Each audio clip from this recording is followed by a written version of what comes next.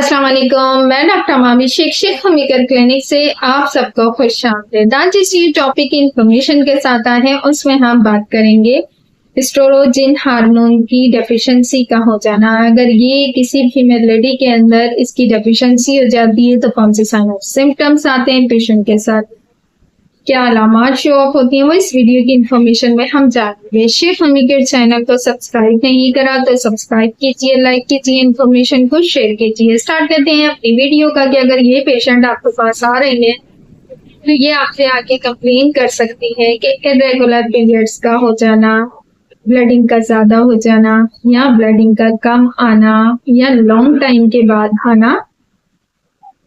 इस पेशेंट को menopause as भी स्टार्ट हो सकती है, सीओस की तकलीफ भी हो सकती है, यूटीआई का इश्यू भी हो सकता है, क्योंकि ये एक जो हार्मोन है वो रिप्रोडक्टिव ऑर्गन है। अगर ये काम अहम रोल प्ले सेक्सुअल हार्मोन के तौर पे भी करता है। अगर इसकी कमी हो जाती है तो ये पेशेंट चिड़चिड़ी हो जाएगी, यानी कि इसका मूड स्वाइन हो जाएगा, यानी कि मूड ऑफ रहेगा, एग्रेसिव बहुत जल्दी हो जाएगी, इसको खुद नहीं पता होता है। अगर ये टीनेजर है, एडल्ट है, यानी कि कोई एक्सीडेंटल केस हो गया है, कोई इश्यू हो गया है, कुछ बच्चियों की शादी होने की वजह से जैसे कि डाइवोर्स हो गई है, कुछ लोगों को हार्मोन डिस्टरबेंस होने की वजह से भी इस तरह की कंप्लेंट्स आ सकती है। Depend on the patient constitution और सिम्टम्स कि पेशेंट आपके पास किस नौयत का किस वक्त आ रहा है,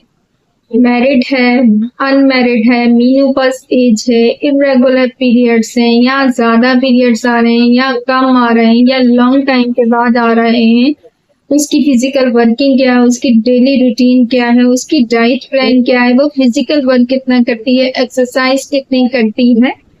इस पेशेंट को पसीने बहुत ज्यादा आएंगे, रात के टाइम भी हो सकते हैं, ये लेजीनेस का शिकार भी हो सकती है, वर्किंग नहीं करेगी, चिड़चिड़ी होगी, लोगों से बात करना, गॉसिप करना इसे पसंद नहीं होता है।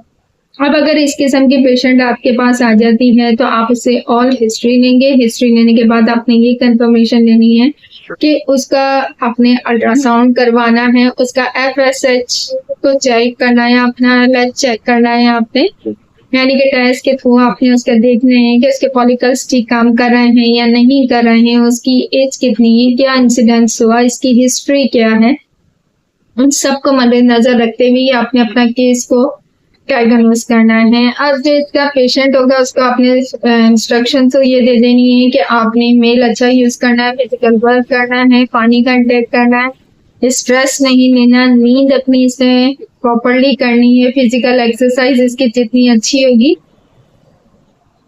इतनी इसकी बॉडी एक्टिव रहेगी। और फिर इसके बाद होम्योपैथी में हम इस मेडिसिन को देखते हैं तो हमारे पास जो अच्छा रिजल्ट है, लेकेसिस का बहुत अच्छा रिजल्ट है, सीपिया का रिजल्ट इसमें बहुत अच्छा है, नेट्राम्योर यूज कर सकते हैं, थुजा का इस्तेमाल हम कर सकते हैं, इसमें डिलिमटिग्रेम के इस्तेमाल कर सकते हैं हम। होम्योपैथी का depend on the patient constitution. फिर मैं आपसे यही बात कर रही हूँ कि अपने मॉलिज से कंसल्ट होने के बाद आप ये देखेंगे कि इसको लो पोटेंसी में देनी है या हाई पोटेंसी में देनी है। इसी के साथ मैं इजाजत चाहूंगी। इंशाल्लाह नेक्स्ट वीडियो नेक्स्ट इन्फॉर्मेशन के साथ मुलाकात करेंगे। Doctor Mavi Sheikh homeopath clinic. अल्लाह हाफिज।